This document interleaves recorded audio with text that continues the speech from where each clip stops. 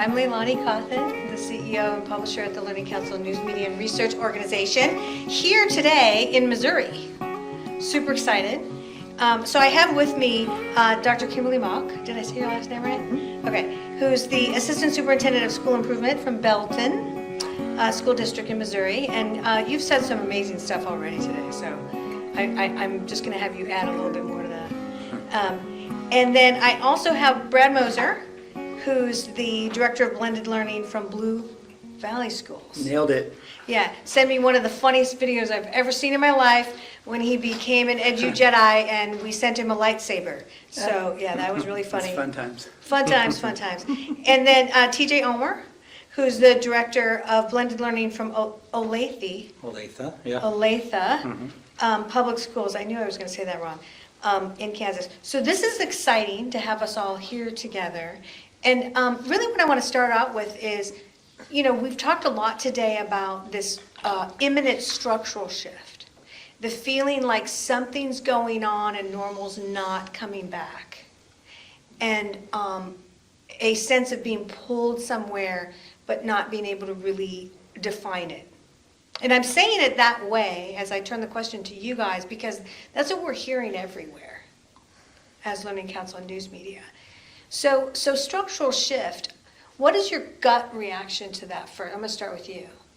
You know, we're in a structural shift. We're not in a normal time. What do you think? So at first it sounds daunting. Like there's some fear that sort of is elicited in my feelings. I think about. But then I think that's what we've been doing in school all the time. Like we've been trying to structurally shift. Structurally is a good word because it's physically, it's the software, it's the personnel that we've been, you know, we're constantly doing that in school. So we shouldn't be afraid because that's like normal. Yeah. The pandemic, I think, just gave us really some impetus to question ourselves and like here's why we got to be on tools now, we got to be on devices now, whether you like it or not. This is how you're going to meet your teacher. It's going to be through the screen, so let's go. So I don't think we should be afraid of it. And then we have, you know, these great leaders to collaborate with each other like we're doing today, but with our own leaders in our buildings and with our communities to solve that problem, if you will. Yeah, but we do feel like we're in it, right? Like something's happening. Yeah. Yeah. So what would be your response, CJ? So, you know, I think when we look at this year, and, you know, last year we kept, with the remote and everybody shut down and all that sort of thing, we kept saying, well, next year will be different. But the reality when we came back is that there was this underlying current that it's not the same and that it didn't feel comfortable for anybody. And so it took us a long time because not only that, we also went from 0 back to 60, back to where we were, you know, before, and then we're just uncomfortable. And so I think our approach has been, we get that you're uncomfortable, and let's go ahead and make just a little move and little bite-sized pieces. Yeah. And then let's get comfortable with that. Yeah. And then let's do the next thing and you know, kind of settle and look at ways to be more implicit with our structural, you know, getting it out there and that sort of thing versus, you know, and fully understanding and embracing the capacity of your staff at that moment. So that's kind of been our approach, and you know, I think it's served well with trying to get people settled back into the regular role, but realizing that there's still an uncomfortable piece because it has changed so much. Yeah, and then you're sort of, like you just said, and I'll just say this in different words, sort of toggling the human capacity for change and pushing the change. Mm-hmm. Yeah, which is wise. All leaders need to do that. You can't just run over your people, right? Mm-hmm. Like they're already sort of feeling run over. Yeah, sort of feeling, roadkill. They're all roadkill. Yeah. And I think my comment on fear is that's the thing is change. We fear people. A lot of people fear change. Everyone fears change. Yeah, don't want it. Don't want it, and so I think again, change is hard. We as educators want to be perfect. And when we're not, we feel like, oh, I failed. But the pandemic has changed us. It changed us. The unknown is very scary, but it also is very exciting. And I think for myself in this role, we really have to trust ourselves. Yeah. We have the capacity to do great things and learn from the pandemic, and it's exciting and scary, that it goes back to we just want to do right by kids. Yeah. That's really kind of our purpose, and why we stayed through the pandemic is this is all about kids. So we need to also harness them as well as we learn more about ourselves and what we want to be in the future and our vision. So it's scary, it's unknown, but I think we just need to trust that we can do it. Yeah. Yeah, what's essential about what you just said is the care factor. I mean, number one, as a leader, you got to care what's going on. Of course. Not enough of that maybe pre-pandemic, but the pandemic really taught us a lot. But, we're in if we even say post-pandemic, it's not probably totally correct, but it's also an emotional time. It's definitely emotional. All right, so let's move on to the next thing. So we also talked a lot about role shift. And since we sort of laid out where the future might be going with Uberization and ecosystem views of the universe of all learning, that comes into question the teacher's role. What is a teacher? Like, there's many roles. Like, if you actually list them all out, they're like, oh my gosh, I do so much stuff. And they do. But if we say what we think it is in the future, how would you sort of try to characterize it? And don't be too concise. Be as expansive as you think you need to be. I'm looking at you first. I'm going to switch it up. All right. Switch it up. So I think the first thing that in the conversation today, that I think that ultimately has to be there is that building the relationship and then creating a space that a kid can imagine. And I always think of there's a picture and I think it's a shoebox greeting picture, but you have this kid that is super excited and all over the place, and then as the kid gets older, it's boxed in. And creating a space that curiosity and that love for learning is continued all the way through. And I think that technology is our ticket to getting to there. And so just thinking that through is supporting our teachers to be able to set a setting that they can keep them in that curious space and connecting them to the learning in a real space, in a real time. So. Yeah. Yeah. Yeah, I love the way you said that. All right, so I'm going to have you go, and then I'm coming to you. Yeah, no, I love what you said, and kind of want to piggyback on that. I don't want to I love the word teacher, and I don't want to lose that, but the words like facilitator and guide and all these other pieces kind of come to the forefront.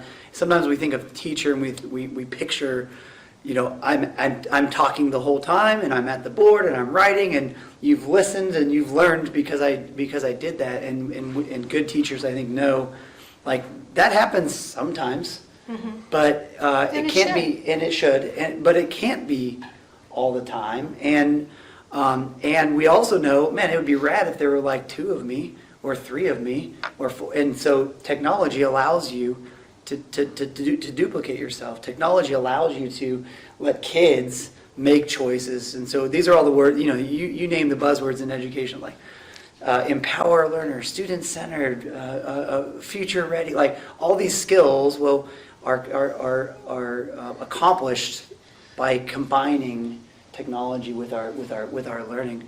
Yeah. And so teachers are crucial to the success of that. Because, man, this stuff isn't new. Khan Academy has been doing some of this stuff, right? Putting out there for free Yeah. in and they went to these modules, and kids could just learn at their own pace and just go and do. But I mean, I don't know if there Teacherless. were tons of teacherless. Yeah, that didn't work for some kids. It worked for some, but not all. Yeah. And so that's where I think the teacher knows content, builds that relationship, so knows the kiddo, and then has skill set to be able to say, ooh, let me help find that next right path for you. But really, can't do the path for the kid. Helps the kid down, helps the kid, Motivate. helps the kid, motivates the kid through that path. So. Yeah. So in my view with the pandemic, I hope teachers that were more reluctant to incorporating tech Yeah. latch on to some of those skills that are like, man, that was really powerful, and incorporate and become better. Yeah, I hope so. But I am seeing a lot of backsliding. So- There's a lot of backsliding. We as Very district sad. leaders, like that's part of our role is they're our students, and how do we motivate them and keep them, wanting to be thriving, and it's part of our challenge, I think. Yeah. Kimberly. Well, the role of teacher, first they need to like kids, love on them, Yeah. be that mentor, coach, facilitator. Days are gone with sage on the stage. Teacher talk versus kid talk needs to be Yeah. reversed. Honestly, I think that we can't do it alone. I see in the future that teachers are not bound by a building or a district, that they can use each other for the benefit of supporting kids. I don't think that they have to know everything, but they need to have a way of getting kids connected to that next kind of goal for the students.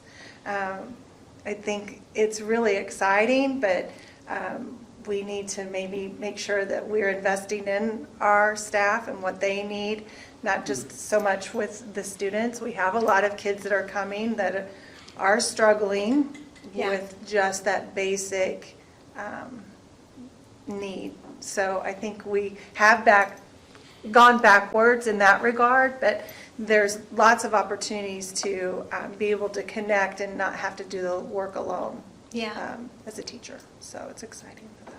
Yeah, and I think I don't think they need to know everything as well. I Yeah. agree. I think my thought on that is they gotta want to learn. They gotta want to be learners too, and that then Right with the kids. that models for them and with them.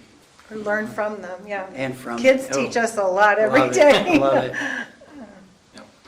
Yeah, I like the way you said that because it made my mind go to the fact that maybe one of the most key definitions of teacher today is person willing to get to know the kid, kind of like you said, right? You started with too. More than a knowledge expert. Person standing ready to get to know each individual that arrives in.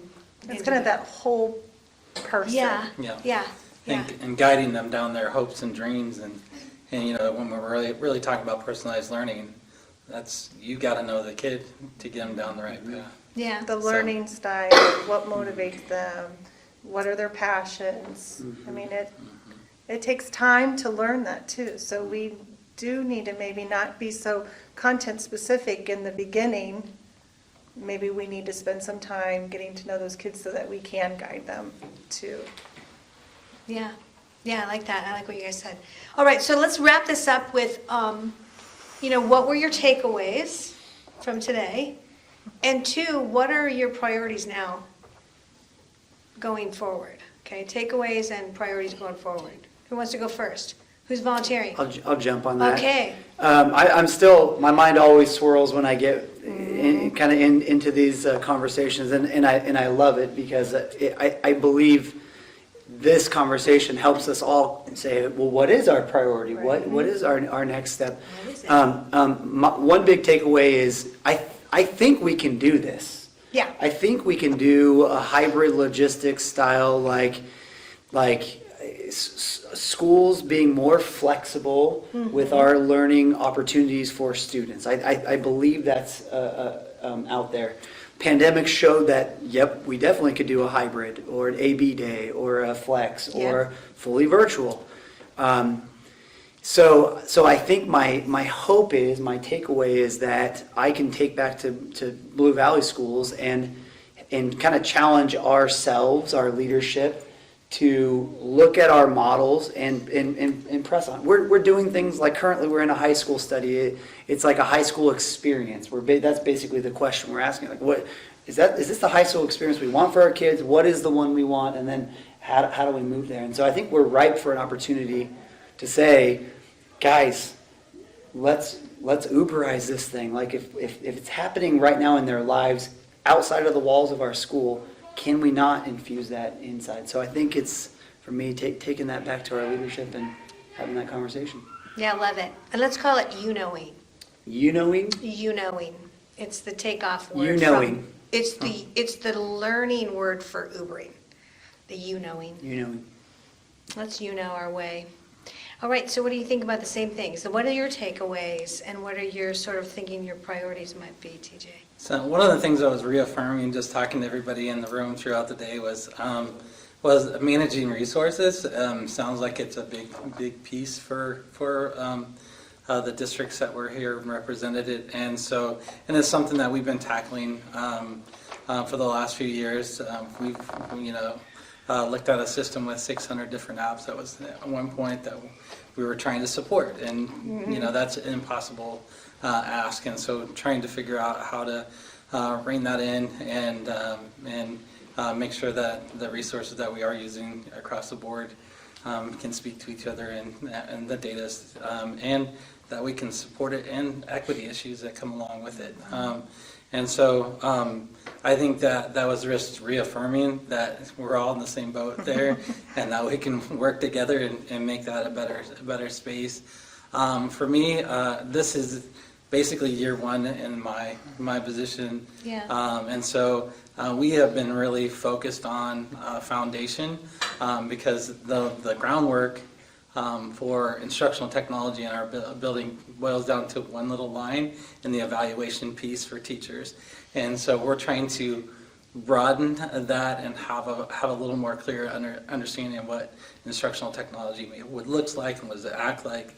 And so I think in conversations today, this helps form my view, and I can bring that back to our district. And so that's our goal. We're really trying to get that foundational piece out there so that we can build on it moving forward. That's excellent. Good. Kimberly, what's your thoughts? Well, you've challenged me today, Sorry. which is good. No, I appreciate all of the conversations we've had today, and my two takeaways that you've said over and over today is managing time and space that we have control over. And I think about teaching kids, like, okay, what do you have control over? Because there are things outside our walls that we don't have control over. But what can we do to really rethink? Do we need to have 7 periods of the day? Do we need to have a grade level specific in a classroom? I mean, I know that if I said that to someone right now outside, because we've had these rich conversations, I'm sure they would be like, what is she talking about? Why is that? But I do believe we have the capacity to learn from this pandemic and make education more attainable for all kids and to have the same amazing experience, no matter where they come from or what kind of background, and they can see their possibilities in their future. So that's my Good. takeaway. Good. Well, I think we're all learning, right? And this is my feeling from coming here, all you Kansans and Missourians. In order to learn anything in life, you have to first be willing. You can't know it all already. And if you're a reflection of what's happening across all of your schools, your willingness is high. Right? So I'm very proud of all of you, because it starts with that, right? Like, you can't have shut it off. and just go, I already know everything, and I run my schools fine, and everything's fine. What do you mean I lost 25% of my students to homeschooling? What? No, everything's fine, right? I'm gonna go back to normal. We're gonna have buy some paper textbooks. It's gonna be awesome. So as long as you're in the mood of willingness, you are revered and awesome, and thank you very much. A lot. All right, so let's see if any hecklers want to heckle from the grandstands. You guys have questions for these guys? Any? I'm going to give you a long, adorable pause so that, What is the best thing, professionally, the best thing that's happened in the last 2 years? For us, For each of you, individually. well, Brad, you can I'll start individually. Professionally. Professionally. Yeah, I follow. Professionally. In the last 2 years.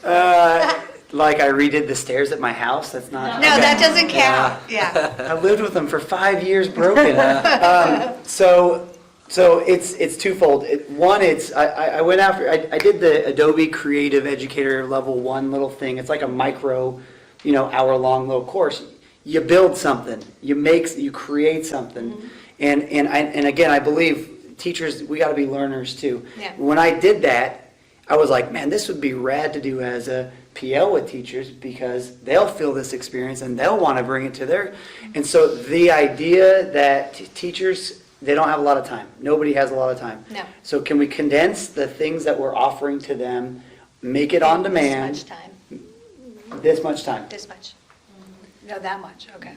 that much. Okay. Can we make it on demand so they can do it when that much time is available, they can do it? Yeah. And now that we can leverage Zoom, and we know that every teacher in the district knows how to Zoom, we have a pretty big district with 35 sites. We don't have to bring everyone to Hilltop so we can have our professional learning workshop after school on. Yeah. We can Zoom with them on their Yeah. conference time and have more just-in-time learning. So that's a takeaway is we can leverage these tools to meet them in their time. Yeah. TJ. Yeah, I think for me, so last year I was in the throes of the remote world, and we had 54 buildings and kind of had to allocate teachers and spaces and things like that. And I think through that process, I learned so much about how the district works, all the back ends and pieces. But the biggest thing for me going into this year was I now had a relationship with, we had over 500 teachers that were involved in that, and so I can go out to the building and see them face to face, and that relationship. So I had a little bit of peace in every building, and so and going out and just meeting the folks that did that and made it happen, and thanking them for going through that and listening to how much they've grown Yeah. through this process, and that's been hugely exciting. And I can hear them, when I show up, and that they'll talk to me about the resources that they used last year and how that has been infiltrated into this year. And yeah, there are some teachers that are like, I don't want to see that stuff again.